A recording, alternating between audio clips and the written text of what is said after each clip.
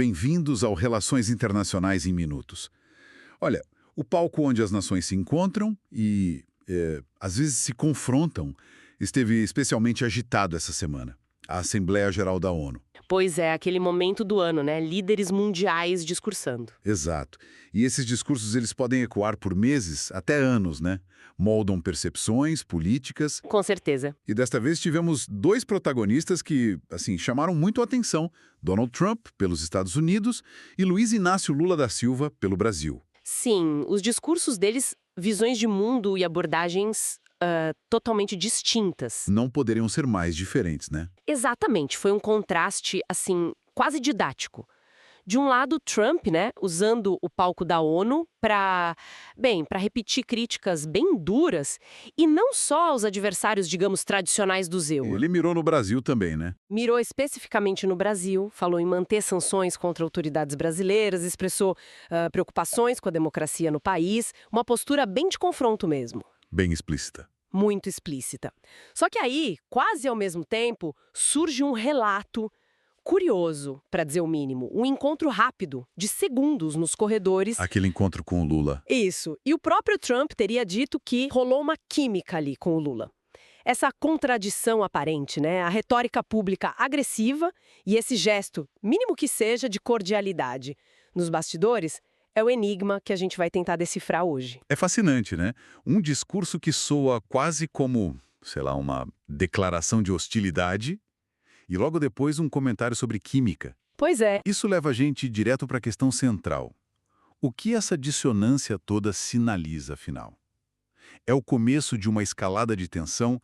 Quer dizer, as críticas do Trump são só o começo de ações mais duras? Ou será que tem algo mais aí? Ou existe, por trás dessa fachada toda de antagonismo, algum espacinho, mesmo que pequeno, para um diálogo mais pragmático?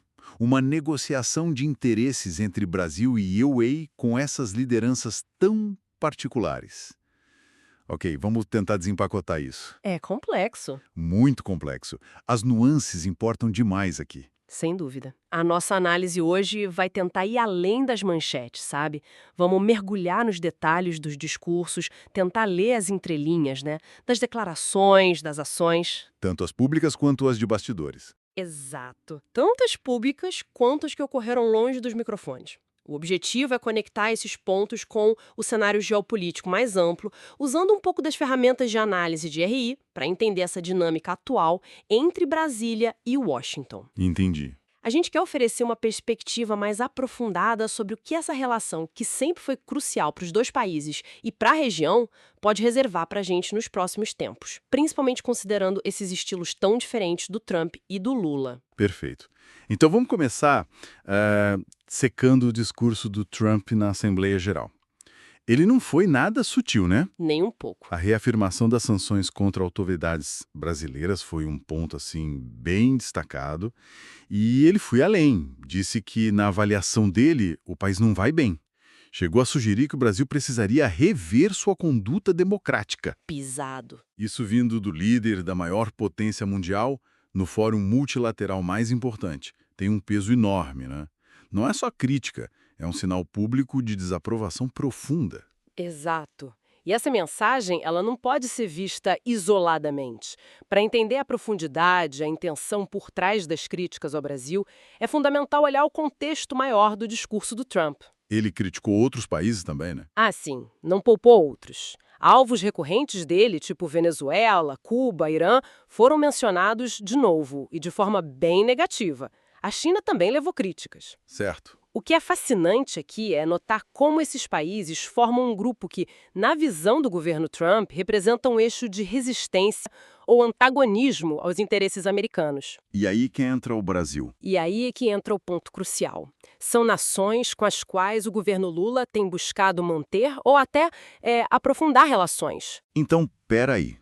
Ao criticar esses países e logo depois mirar no Brasil, o Trump estaria, traçando uma linha, associando o Brasil a esse grupo que Washington vê como problemático. É quase isso. Quase uma forma de dizer que, diga-me com quem andas, que as companhias que o Brasil mantém são parte do problema. É uma interpretação bastante plausível, sim. Se a gente usar uma lente do realismo nas relações internacionais, aquela que foca em poder, interesses nacionais, sistema anárquico e tal, Aham. a ação do Trump pode ser vista como uma projeção clara de poder e uma tentativa de dissuasão. Ele está sinalizando, de forma bem explícita, que existem custos políticos e, quem sabe, econômicos em se alinhar com adversários dos Estados Unidos. Faz sentido, pela ótica do realismo. Sim, para o realismo, alianças são cruciais. A escolha de parceiros define sua posição no jogo de poder global. O Trump estaria, nessa visão, pressionando o Brasil a reconsiderar seus alinhamentos, basicamente lembrando onde está o poder dominante no sistema. Ele espera que os países reconheçam a primazia americana e ajustem suas políticas. Exatamente, que ajustem suas políticas externas de acordo. E essa pressão não vem só pela geopolítica pura, né? Teve um argumento específico que o Trump usou para dar uma roupagem, digamos, mais de princípios para as críticas: a liberdade de expressão. Ah, sim. Aqui é onde fica realmente interessante. Ele puxou a primeira emenda da Constituição americana, que é um pilar lá nos Estados Unidos, para justificar a postura dele em relação ao Brasil. Como é que isso funciona? Precisamente. A liberdade de expressão é, de fato, um valor muito forte na cultura política americana. A primeira emenda é quase sagrada lá. Ao trazer esse tema para o debate sobre o Brasil, Trump tenta elevar a disputa. Tirar do campo só do interesse estratégico. Isso, ele busca enquadrar as críticas e as sanções como uma defesa de um valor universal, a liberdade, sugerindo que a situação democrática brasileira ou ações específicas do governo estariam violando esse princípio. E isso serve para quê exatamente? Para múltiplos propósitos. Internamente, isso agrada a base dele e setores que valorizam a primeira emenda acima de quase tudo. Externamente, ele tenta ganhar legitimidade para as ações dele, apresentando como se não fosse interferência, mas defesa de princípios democráticos globais. É uma jogada retórica poderosa, usar um valor tão central para justificar pressão externa. Com certeza. Mas, claro, também pode ser visto como instrumentalização desse valor para fins geopolíticos, dependendo de quem olha. Sem dúvida. Os críticos diriam que é uma aplicação seletiva desse princípio, né? Usa contra países com quem já existe um desalinhamento, enquanto violações em países aliados podem ser convenientemente ignoradas. Entendi. De qualquer forma, no contexto do discurso do Trump, invocar a primeira emenda serviu para reforçar a narrativa de que a pressão sobre o Brasil não era só poder, mas uma questão de valores democráticos ameaçados. Foi um elemento chave para justificar a dureza da mensagem na ONU. Ok. Mudando o foco agora para o discurso do Luiz Inácio Lula da Silva. A abordagem foi radicalmente diferente. Completamente. Se o Trump focou na projeção de poder nas críticas diretas, o Lula buscou posicionar o Brasil de outra maneira. A tônica principal foi o reforço da ideia de uma liderança brasileira dentro do chamado Sul Global. Sim, essa é uma marca dele. Ele falou da necessidade de reformar as instituições de governança global, a própria ONU, instituições financeiras, para dar mais voz aos países em desenvolvimento. A narrativa foi essa: apresentar o Brasil como porta-voz das aspirações, dos interesses dessas nações, uma alternativa às visões das potências tradicionais do Norte. Sim, essa é uma linha mestra da política externa do Lula, né? Vem dos mandatos anteriores e ele retomou com força agora. Ele busca ativamente construir ou reconstruir essa imagem do Brasil como líder natural dos países em desenvolvimento. Um articulador das demandas do Sul Global. Exato. Um ator capaz de articular essas demandas e propor uma ordem internacional mais multipolar e, na visão dele, mais justa. Isso envolve um discurso que enfatiza solidariedade Sul-Sul, crítica às desigualdades globais, defesa de soluções negociadas para conflitos, muitas vezes em oposição às abordagens mais intervencionistas do Ocidente. É uma plataforma ambiciosa, sem dúvida. Mas essa estratégia de se colocar como líder alternativo, ainda mais quando envolve estreitar laços com regimes que são vistos com muita desconfiança no Ocidente, quais são os custos, os riscos disso? Os riscos são consideráveis, sim. E são vários. Se a gente conectar isso com o cenário que a gente estava discutindo sobre o Trump, Certo. Rússia, Venezuela, Cuba, todos eles, sob sanções americanas ou europeias, frequentemente criticados por direitos humanos, práticas democráticas. Isso gera um atrito quase inevitável com os Estados Unidos e seus aliados ocidentais. Ao se aproximar desses regimes, o Brasil corre o risco de ser percebido como o quê? corre o risco real de ser percebido não apenas como um país buscando autonomia, mas como um que escolhe ativamente se alinhar a um bloco anti-ocidental ou, no mínimo, um bloco revisionista da ordem atual. Então, a linha entre buscar autonomia e ser visto como um adversário pode ficar perigosamente tênue. É isso? Exatamente. E aqui, uma perspectiva construtivista das relações internacionais pode ajudar a gente a entender. O construtivismo diz que identidades e interesses dos estados são construídos socialmente, moldados por normas, ideias e interações. Nessa ótica, a política externa do Lula pode ser vista como uma tentativa deliberada de construir uma identidade internacional específica para o Brasil, a de país não alinhado, desafiador da hegemonia americana, protagonista em fóruns alternativos como o BRICS. Aham, o BRICS expandido agora. Isso, e defensor de uma ordem global alternativa. A questão é como essa identidade que ele projeta é recebida e interpretada por outros atores importantes, como os Estados Unidos. E como essa narrativa tende a ser recebida na prática. Uma coisa é a intenção do Lula, de projetar o Brasil como líder autônomo, construtor de pontes. Outra é como Washington, Bruxelas, outras capitais ocidentais interpretam isso, especialmente vendo as alianças que ele cultiva. A recepção é, no mínimo, mista e frequentemente negativa nos círculos de poder ocidentais. Existe uma percepção crescente de que essa busca por autonomia, na prática, tem se traduzido num alinhamento estratégico com países que ativamente contestam a ordem liberal internacional liderada pelos UEC. Exemplos disso. A participação em cúpulas do BRICS com líderes como Putin, visitas de Estado ao Irã, a defesa de uma moeda alternativa ao dólar para o comércio no BRICS, a relutância em condenar certas ações da Rússia ou da Venezuela, tudo isso é visto com grande preocupação em Washington e em várias capitais europeias. E quais as consequências concretas dessa percepção?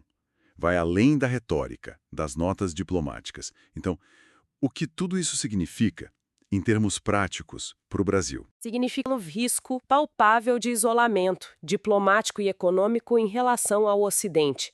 Essa percepção negativa pode se traduzir em dificuldades na negociação de acordos comerciais. O acordo UE-Mercosul, por exemplo. Exatamente. Esse é um exemplo clássico. Pode dificultar a atração de investimentos estrangeiros. Investidores podem ficar mais cautelosos com a instabilidade geopolítica percebida ou com o desalinhamento com mercados-chave. E cooperação em outras áreas. Também. Cooperação em áreas sensíveis, como tecnologia de ponta, defesa, inteligência, tudo isso pode ficar mais difícil. A estratégia do Lula, embora possa fortalecer laços com certos parceiros do Sul Global e em fóruns como o BRICS, pode, ao mesmo tempo, fechar portas importantes e custar caro em termos de acesso a mercados, capital e tecnologia ocidentais. É uma aposta estratégica, então. Uma aposta com potenciais ganhos, mas também com riscos elevados de isolamento e custos econômicos. Entendido. É uma encruzilhada complexa para a diplomacia brasileira. E isso nos leva ao episódio talvez mais curioso, que encapsula essa tensão toda, essa ambiguidade. O tal encontro nos bastidores da ONU. A química. Exato. Um cumprimento rápido, poucos segundos entre Trump e Lula. E a declaração posterior do Trump para a imprensa de que rolou uma química. Vindo logo depois daquele discurso tão duro, soa quase surreal, né? Muito. Claro, ele fez questão de adicionar na hora que as críticas continuavam, as sanções continuavam valendo. Mas o que fazer com essa química? Esse pequeno episódio, apesar de breve, é muito rico em simbolismo e diz muito sobre o modus operandi do Donald Trump na arena internacional. Como assim? Isso levanta uma questão importante sobre a tática de negociação que ele usa muito. Alguns analistas chamam de teoria do louco, ou simplesmente uma abordagem de pressão máxima seguida por uma abertura pessoal, mas condicionada. Explica melhor. Primeiro, ele estabelece uma posição de extrema dureza. Críticas públicas, ameaças, sanções.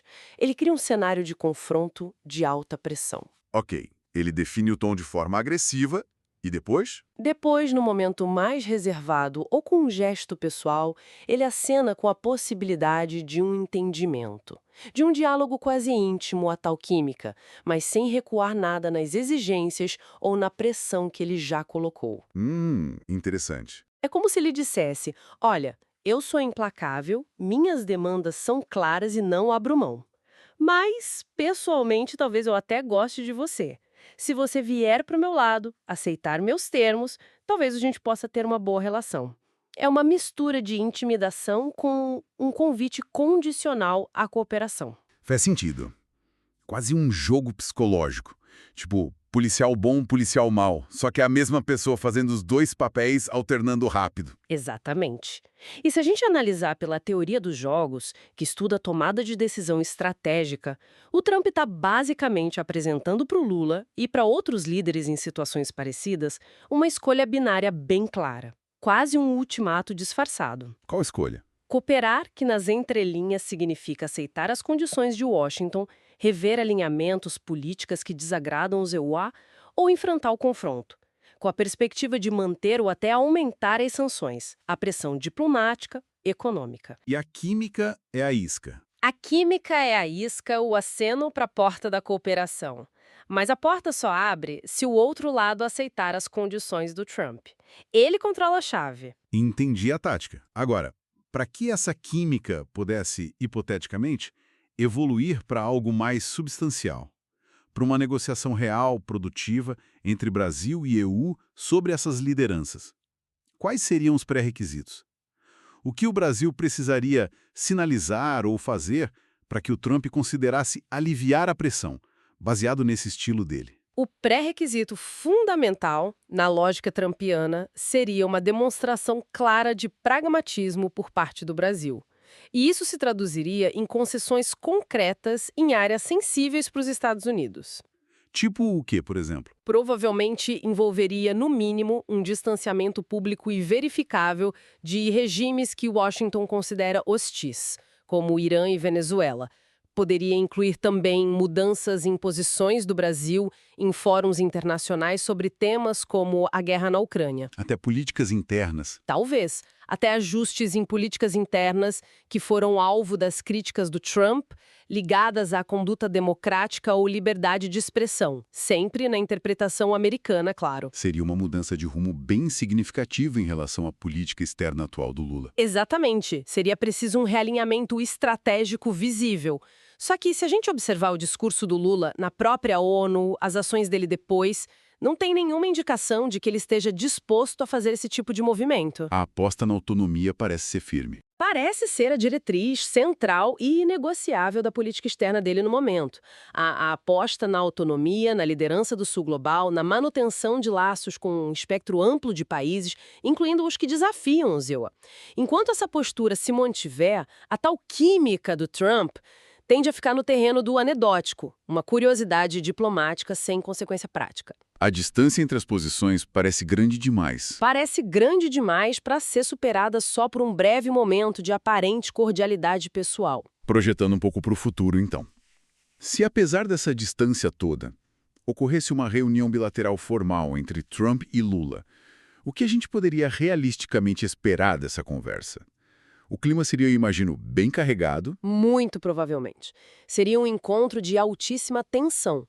A tendência seria o Trump adotar uma postura de confronto direto, sabe, colocando Lula na parede, por assim dizer. Cobrando explicações. Exato, provavelmente exigiria explicações detalhadas, justificativas para a proximidade do Brasil com regimes como o de Maduro, na Venezuela, dos ayatollahs no Irã, ou mesmo a relação com a Rússia de Putin em meio à guerra na Ucrânia. E qual seria a dinâmica? A dinâmica esperada seria do Trump buscando extrair concessões, pressionando por mudanças concretas na política externa brasileira como condição para qualquer melhora na relação ou alívio das sanções. Seria um teste de resistência e habilidade diplomática para o Lula e para a equipe dele, né? Enfrentar um interlocutor conhecido pela imprevisibilidade e pelo estilo agressivo de negociar. E esse cenário de tensão Brasil-EU ganha ainda mais relevo quando a gente olha aqui para o lado, para a nossa vizinhança, né? Tem um contraste muito nítido se a gente compara com a Argentina sob o governo Milei. Nossa, muito nítido. A postura de Buenos Aires parece ser o oposto da de Brasília em relação a Washington. Sem dúvida. É um contraste gritante e que tem implicações estratégicas importantes. O governo Milei, desde a posse, tem feito questão de sinalizar um alinhamento quase incondicional com os Estados Unidos e com Israel. Uma ruptura clara. Uma ruptura clara com a política externa de governos anteriores e também com a linha do Brasil de Lula. O Milei busca ativamente se posicionar como o principal parceiro estratégico dos Estados Unidos na América do Sul. Oferece cooperação, adota um discurso fortemente alinhado aos valores e interesses percebidos de Washington, especialmente sobre uma administração como a do Trump. E essa aposta argentina, né, nesse alinhamento tão próximo já está trazendo ou promete trazer benefícios concretos? Já se fala em vantagens econômicas, políticas para a Argentina por causa disso? Se, por exemplo, em facilitar negociações com o FMI, apoio americano em fóruns internacionais, Vantagens comerciais também. até mesmo em vantagens comerciais específicas, como aquela possibilidade de reduzir tarifas sobre produtos americanos importados pela Argentina.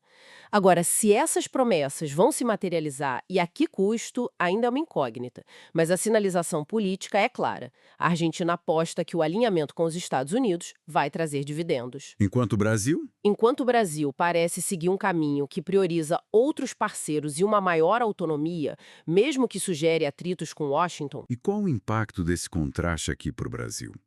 Ver um vizinho do peso da Argentina estreitando laços com os EUA, enquanto a relação brasileira com Washington está tensa. Isso aumenta a pressão sobre o governo Lula? Pode levar a um isolamento regional do Brasil? definitivamente aumenta a pressão. O realinhamento da Argentina cria um contraponto direto e muito visível à estratégia brasileira na região. Se outros países sul-americanos também optarem por fortalecer laços com os Estados Unidos, seguindo o exemplo argentino, O Brasil pode ficar isolado. o Brasil corre um risco real de ficar isolado diplomaticamente dentro do seu próprio entorno geográfico. Isso enfraquece a posição negociadora brasileira em temas regionais, globais e pode minar a própria pretensão de liderança regional que o Brasil historicamente busca. E esse isolamento, como você mencionou antes, não seria só simbólico, né? As consequências podem ir além da diplomacia. Exatamente. É crucial frisar isso. O risco de isolamento tem consequências tangíveis e potencialmente severas. Se a gente conectar isso ao quadro geral da economia, da inserção internacional do Brasil, Sim. um isolamento crescente em relação aos Estados Unidos e, potencialmente, a outros parceiros ocidentais pode significar, primeiro, maiores dificuldades no acesso ao mercado americano, que ainda é um dos principais destinos das nossas exportações. Isso pode vir por barreiras tarifárias, não tarifárias ou simplesmente pela perda de preferência para concorrentes regionais mais alinhados, como a Argentina. E investimentos. Segundo, pode haver uma retração nos investimentos estrangeiros diretos. A instabilidade política, o desalinhamento com grandes centros econômicos, tudo isso pode aumentar a percepção de risco para investidores. E a cooperação estratégica. Terceiro, a cooperação em áreas estratégicas, como ciência e tecnologia, defesa, segurança, inteligência, que muitas vezes depende de um bom relacionamento com os Estados Unidos e aliados, pode ser seriamente prejudicada. Ou seja, o custo do isolamento pode ser alto, afetando o desenvolvimento econômico, segurança, capacidade de inovação do país a médio e longo prazo. Fica claro que as apostas são altas e as escolhas estratégicas do Brasil têm consequências de longo alcance. Então, fazendo uma síntese desse cenário complexo que a gente discutiu hoje, temos o Donald Trump no palco da ONU com um discurso que mistura críticas duras à conduta democrática, aos alinhamentos do Brasil, reafirmando sanções. Mas que, nos bastidores, Solta um comentário sobre química, deixando uma porta talvez minúscula e supercondicional entreaberta. Uma combinação de pressão máxima com um toque pessoal ambíguo. e do outro lado temos Luiz Inácio Lula da Silva dobrando a aposta na narrativa da liderança do Sul global, buscando consolidar o Brasil como voz alternativa independente no cenário mundial, Uma estratégia que envolve fortalecer laços com um grupo diverso de países. incluindo aqueles que são adversários declarados dos Estados Unidos. Essa postura, no entanto, carrega o risco inerente de aprofundar o fosso com Washington e aliados ocidentais, podendo levar a um isolamento diplomático e econômico com custos potencialmente elevados para o país. Então, o que tudo isso significa no final das contas? Parece que as relações Brasil e Estados Unidos estão numa encruzilhada particularmente delicada e incerta. A tal química mencionada pelo Trump é só uma nota de rodapé irrelevante? Ou poderia, sob circunstâncias muito específicas de pragmatismo, concessões de ambos os lados, evoluir para algum tipo de entendimento mínimo. Uma coexistência tensa, mas gerenciável. Ou será o contrário? Ou, ao contrário, a tensão que a gente viu nos discursos, nas ações recentes, é o prenúncio de um distanciamento ainda maior, talvez caminhando para um confronto mais aberto, com novas sanções, retaliações comerciais, um clima de hostilidade crescente. Essa é de fato a grande questão em aberto. Estamos num momento de definição, sabe? Onde as escolhas estratégicas feitas por Brasília e por Washington nos próximos meses vão ter um impacto decisivo no futuro dessa relação bilateral, que é historicamente tão importante para ambos. A química pode ser só uma excentricidade. Pode ter sido só uma excentricidade momentânea do Trump, ou pode representar simbolicamente a possibilidade tênue de um acordo pragmático focado em interesses pontuais, apesar das divergências profundas, ideológicas e estratégicas. Ou o oposto. Alternativamente, as forças centrífugas, a desconfiança mútua, as visões de mundo conflitantes podem prevalecer, levando a um período de antagonismo mais acentuado. O caminho que vai ser trilhado ainda está sendo escrito, né? Dependerá das decisões políticas, das pressões internas, dos eventos globais que ainda vêm por aí. Uma análise profunda e que deixa a gente com muitas reflexões sobre os rumos da política externa brasileira e das relações internacionais como um todo.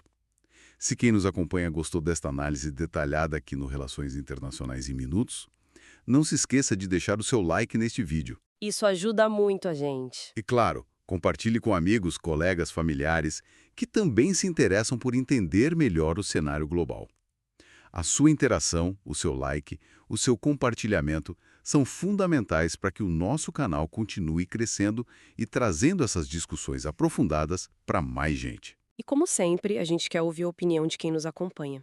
Diante desse cenário complexo que a gente desenhou, com Trump e Lula personificando abordagens tão distintas, e com essa mistura de críticas e a curiosa menção à química, fica a nossa pergunta. Qual deveria ser, na sua visão, a postura prioritária do Brasil em sua relação com os Estados Unidos neste momento? Boa pergunta. O Brasil deveria tentar encontrar um caminho para essa química, buscando um pragmatismo que talvez exija concessões nos alinhamentos, ou deveria seguir firme na afirmação da autonomia e na busca pela liderança alternativa do Sul global, mesmo que isso signifique correr o risco de maior isolamento em relação ao Ocidente? Que estratégia serve melhor aos interesses de longo prazo do Brasil? Deixe a sua opinião, sua análise aqui nos comentários abaixo. Queremos muito ler. Estamos ansiosos para ler e continuar essa conversa. Isso, agradecemos imensamente a companhia em mais esta análise aqui no Relações Internacionais em Minutos. Esperamos que tenha sido útil e esclarecedor. Até à próxima.